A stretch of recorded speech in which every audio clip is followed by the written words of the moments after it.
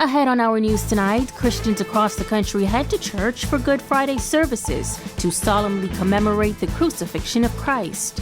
A boating trip ends in tragedy after a 50-year-old woman drowns. Plus, let the games begin. Team Bahamas swimmers continue to make waves in Curacao. And how you can take your Bahamian pride to another level with Bahama handprints. Our news starts now.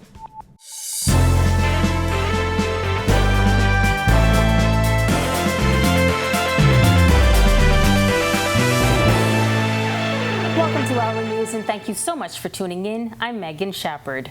Good Friday is a holiday observed by millions of Christians and believers around the world. It also commemorates the day Jesus Christ was crucified at Calvary. At churches like St. Francis Xavier Catholic Church and St. George's Anglican Church, there were reenactments of Christ's crucifixion. And over in Grand Bahama at Jubilee Cathedral, a service was held to remember Jesus' death on the cross and his sacrifice.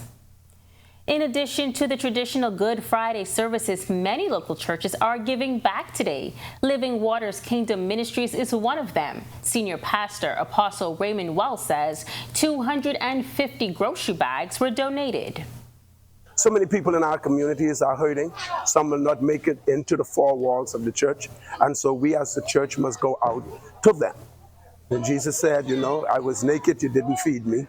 I was naked, you didn't clothe me. I was hungry, you didn't feed me. I was in prison, you didn't show up. And then he asked the question, the disciples asked the question, when you were hungry, when were you naked, when were you in prison? He said, as you do this to the little and those who are among you, you do it unto me. And that's what we are doing here at Living Waters for years. This year we celebrate 25 years of ministry, and for years we have been doing outreach. Wells also explains the significance of giving back during Holy Week. This is the time we celebrate the death, burial, and resurrection. That's the good news. And so if that's the good news, then we want to do some good deeds, all right? Jesus did not only come to give us life, but he said in James, how can you say you have faith and you don't touch those who are in need? Well, this Easter season is all about standing out. Our news team visited local stores to find out what's trending this spring season. Store manager at Signature Styles, Mona Lisa Scott, says it's all about colors that pop. Branches, churches, character, homecoming, regatas, and a lot of people are just getting together during the holidays. Most people are looking for just simple, elegant styles. You understand? Their unique style that suit them. They usually come to Signature because it's one of only pieces that they will find, and it's a very unique pieces.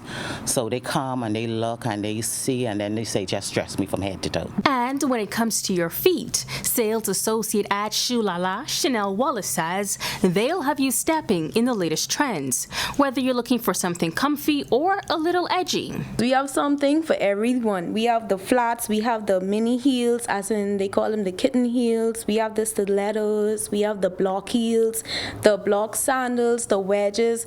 As you can see, literally everything. We have something for everyone. And of course, the highlight for the Easter season, Easter Sunday church service. Judy Roll of A Touch of Class collection showcasing the latest styles for 2023. This is the time when persons want to wear the pastel, the yellow, the mauve, the baby pink, all the pastel colors, the fashion, the style for church, even a little black and white for tomorrow for Good Friday worship. It's a lot of the flower sleeves, the poofy sleeves, the fitted scuba dresses. Then we also have like chiffon. Some persons want it soft, want it flowing.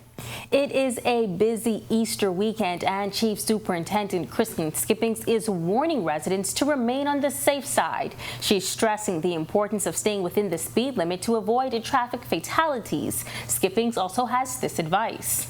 Please make sure that you're alcohol free if you're going swimming at the beach. We also want you to ensure that you wear some sort of floating devices for those persons who do not know how to swim. We also want to encourage persons, especially the younger ones, please do not jump into any unfamiliar waters. Please do not push anyone into any unfamiliar waters. We want to have a safe Easter weekend. Those persons who will be having functions, different functions, and you're going to be consuming alcohol again, please ensure that you have a designated driver. And as for those who plan on boating this weekend, you need to really check to see what type of weather, how the weather conditions are. You want to make sure that you also have life vest as well. In the event that something happens, you're safe and we don't have any accidents happening. And if you're traveling, if you're having your family or friends on the boat, please ensure that there is a life jacket for each individual, not just yourself. And whoever's going to be operating or the captain of the boat, please make sure you pay attention and navigate properly. And on that note, it's time for your first check on temperatures. Joining us now from the Weather Center is meteorologist Ian McKenzie. Good evening, Ian. Good evening, Megan, and good evening, Bahamas. Welcome everyone to this first look at our forecast on this great Good Friday weekend. Currently outside our studios, we're under a few clouds, breezy conditions. Temperature is 78 degrees. Our winds are out of the east-northeast at 14 miles per hour with a feels-like temperature of 79. Taking a first look at our satellite and radar imagery at this time, we have a broad area of cloudiness, and this is associated with a mid to upper level low pressure system. This area of cloudiness should spread into the southeast Bahamas, eventually into the central and portions of the northwest Bahamas by later this weekend. We're also watching an area of active cold front activity associated with it, and this is across the mid-U.S. and it should move into the southeast U.S. and eventually across the northwest Bahamas late Sunday into Monday. That's your first look at weather. Stay tuned. Your extended forecast is still to come. Still to come on Our News, a 12-year-old girl is sexually assaulted at a park, and police need your help finding the suspect. And today's Work in Progress segment focuses on road safety. Our News continues in a moment. Oh, it's your thing. Do what you want to do. It's your thing. Do what you want to do.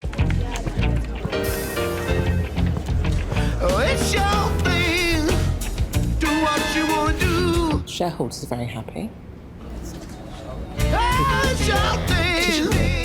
Do what you want to do. At Doctors Hospital, our lamp just got brighter. The Loyalty Advantage membership program now has 3 unique plans to choose from. From Lamp Prepaid with free prime care visits and service line discounts, Lamp Insured with copay waivers and 0 upfront collections at the ER and inpatient services, or our new Lamp Access, a free plan that offers 10% off labs, pharmacy, and imaging. Lamp has a plan for everyone. To sign up, visit our website or give us a call. Doctors Hospital, trusted and best care now.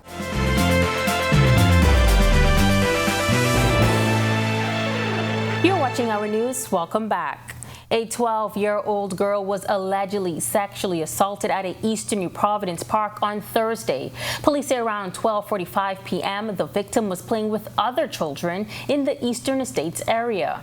That's when she was sexually assaulted by a stranger who is described as dark-skinned, slim, with glasses and a tattoo on the left side of his eye. Police are still searching for that suspect. A 50-year-old Ministry of Education worker is the country's latest drowning victim after a boat she was on capsized Thursday morning. She has been identified as Princess Mills. Grand Bahama police say before 2 a.m., Mills and a 19-year-old man left McLeanstown and were headed to Morris Island, Abaco, on a 20-foot Grady White boat when the boat capsized. Basra, the police marine unit, and a private airline searched for the pair. They found the 19-year-old clinging to the side of the boat and Williams' body floating in the water. And it's been 1 week since officers in Grand Bahama have been equipped with shot spotter technology. Inspector Brian Outen says it's a major crime-fighting tool. This segment of the news is brought to you by H.G. Christie. List your home in Grand Bahama with H.G. Christie. Visit our new office in the Port Lacaya Marketplace. H.G. Christie, celebrating over 100 years of service. 200 body cams have been distributed to officers in Grand Bahama. Inspector Bryant Outen says when officers are on duty, their body cams will always be on and will always be monitored. He says it's also important for the public to know that once you come in contact with a police officer, you will be recorded. Every time we come in contact with you now, That is exactly what the body cams are for. Okay, but they don't need to announce it. No, they don't need to announce it. He's also detailing how the shot spotter technology detects gunfire and says they are in fixed locations across Grand Bahama. What happens is we use a triangulation method in that we have sensors and it triangulates exactly where the bullets are. The police inspector says the shot spotter technology fills the gap. The system is used by police to, one, be able to respond to a higher percentage of gunfire incidents, two, improve the time that we get there, and three, help the police locate the evidence and identify and prosecute suspects. Reporting for Our News, I'm Natalia Hall.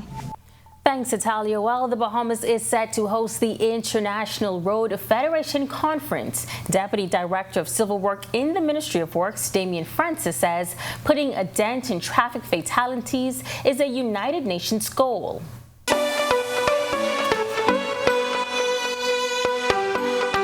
There are approaches that different countries are taking to address issues on the road network to make it more safe. And as it relates to improving local roads up to international standards, Francis says there are two aspects of the actual road structure. So that would be the base, the lime rock base that we use in the Bahamas, and the asphalt finish. That's ensuring that that is constructed and compacted properly. Francis adds that road safety on the family islands will also be addressed. The islands' low traffic volumes, which results in high speeds. So we need to ensure that we are maintaining the roads to a suitable and safe condition. But there also needs to be that enforcement component.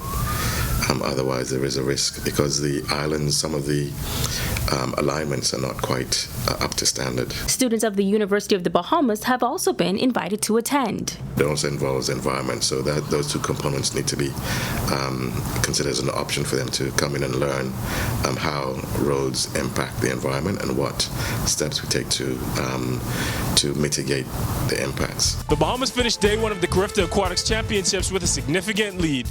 Find out more about what happened on Our Sports. And to find out how Bahama Handprints is helping take Bahamian pride to another level. That's coming up when Our News returns. At the time, we didn't think about starting a newscast on Cable 12. We thought about putting it a news update. Then he came one day into the newsroom and he said, all right, guys, we're going to now do TV news. Newsbreak was born. I had never even heard of Cable Newsbreak. I had never even heard about watched anything that they did. We sort of showed up without any fanfare. Well, as an 18-year-old, I mean, it was so much to soak up, right? We really pushed the limits. We went behind the stories.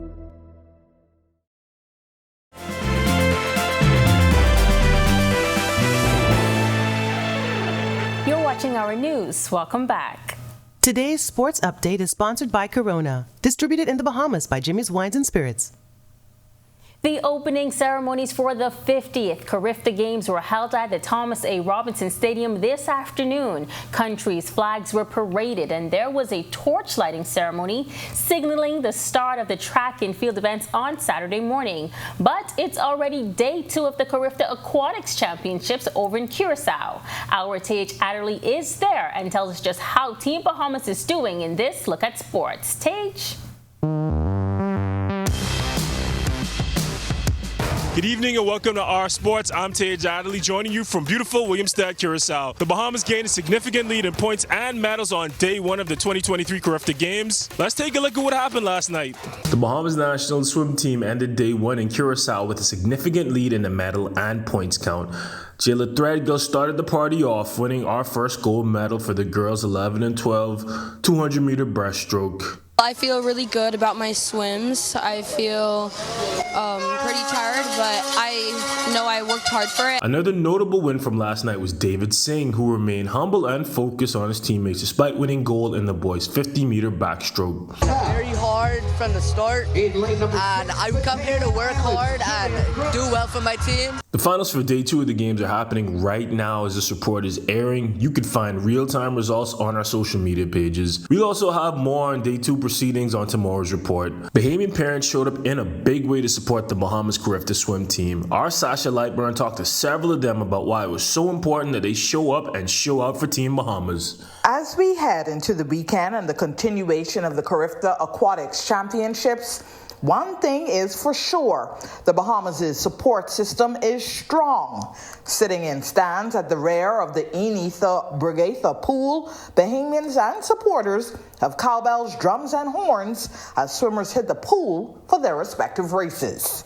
They need our presence here to cheer them on and to let them know that we support them. To be here in person and give them that extra motivation to move forward. We are the defending champions, and we definitely won this 5th time win. This dad and granddad says COVID is the reason he came to Curacao. This would have been our 4th Carifta, and because of circumstances like COVID and situations, she wasn't able to come. So this is our first time. Marvin Johnson says he's been supporting for 15 years. I made a promise that anytime anyone coming anywhere in the world, I would go there and support them. Yvonne and Anthony Grohl came to support Team Bahamas, but more importantly, their grandson and brother. I am a Bahamian, and I am only pulling for the Bahamas.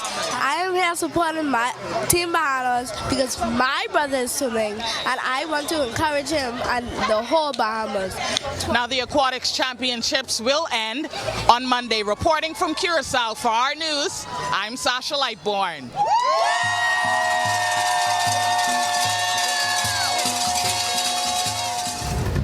And now with sports, I'm Tej Adderley in Williamstown, Curacao. Back to you, Megan. Meteorologist Ian McKenzie is back in the Weather Center with your weekend weather plan. Stay with us.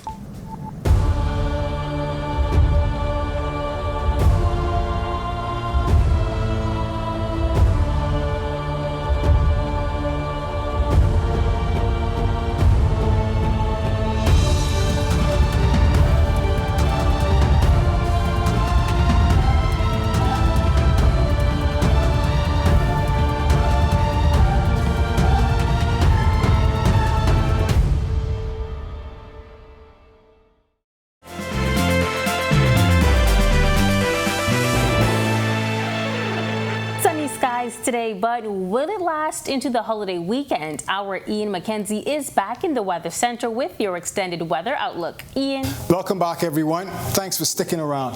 Here's a look at our extended forecast. In our satellite loop at this time, we are still showing this broad area of cloudiness associated with that mid to upper level activity that should eventually spread into the southeast, central Bahamas, and even affect portions of the northwest Bahamas late weekend into early next week.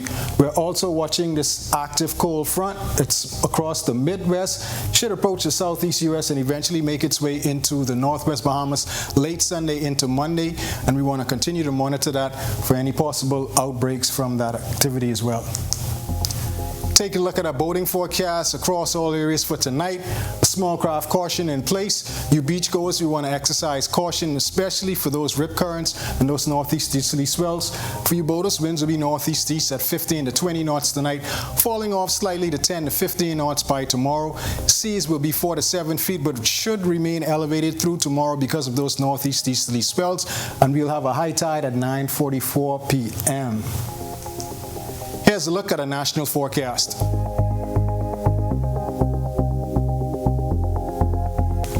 And in your extended forecast, we expect the winds to fall off a bit by tomorrow afternoon, as I previously mentioned, and also 1 or 2 spotty showers in the morning.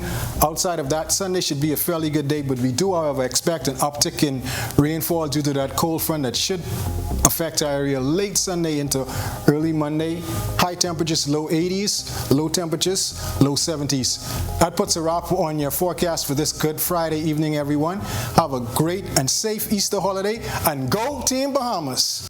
Definitely. Well, this year is all about taking Bahamian pride to another level as the country gears up to celebrate 50 years of independence. And if you're looking to enhance your Bahamian wear, Bahama Handprints has quality prints for any event. Started back in 1966 by two artists, Bahama handprints has come a long way. Nowadays, they have over 100 prints on clothing, pillowcases, napkins, and handbags. Owner Alana Vanoncelin and her team are all about showcasing Bahamian culture in the most beautiful and artistic fashion. The whole sort of concept of Bahama handprints is the culture of the Bahamas, the colors of the Bahamas, and all of our prints reflect that.